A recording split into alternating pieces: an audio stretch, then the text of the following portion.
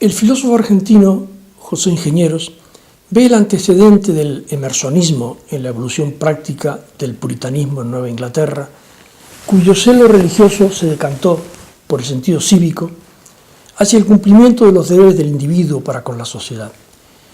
Empezaron a importar menos los dogmas y más las obligaciones sociales. Esa sensibilidad reaparecerá en Henry James, en Emerson y también en el pragmatismo.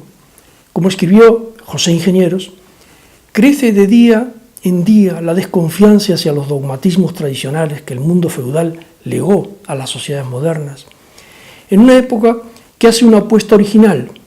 La soberanía de la moralidad es un axioma de la vida social. Ingenieros escribe que adherir a un dogma, como acostumbran los ignorantes y los holgazanes, implica negar la posibilidad de perfeccionamientos infinitos, y encuentra el filósofo en la propuesta emersoniana que la moralidad humana puede vivir sin la tutela de los dogmas. No es arriesgado pensar que en la ética venidera florecerá un idealismo moral, independiente de dogmas religiosos y de apriorismos metafísicos.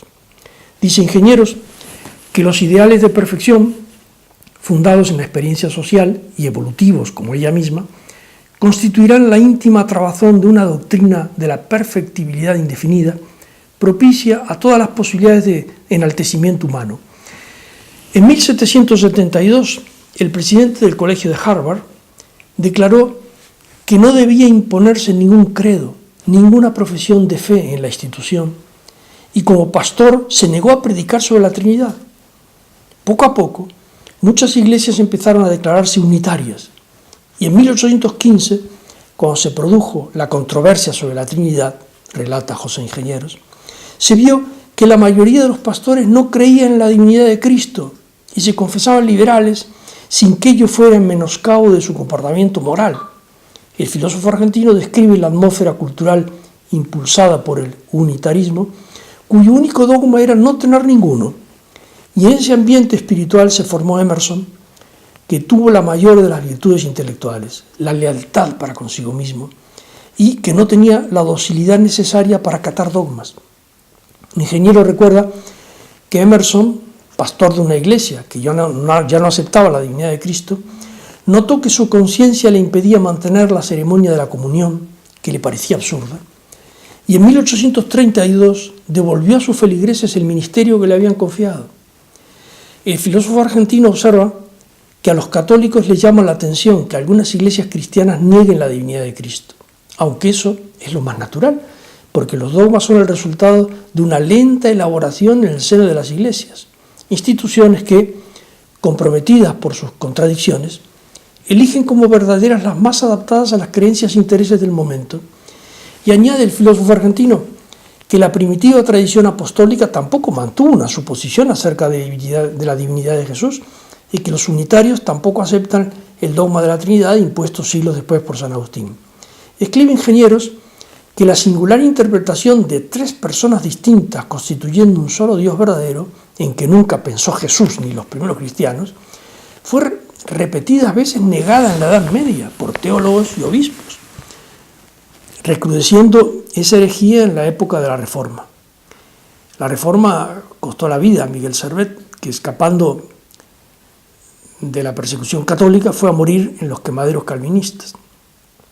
El antitrinitarismo prosperó en Inglaterra y tuvo adeptos en todos los países de las clases ilustradas, aunque llegó a ser crimen de herejía y castigado con la pena de muerte.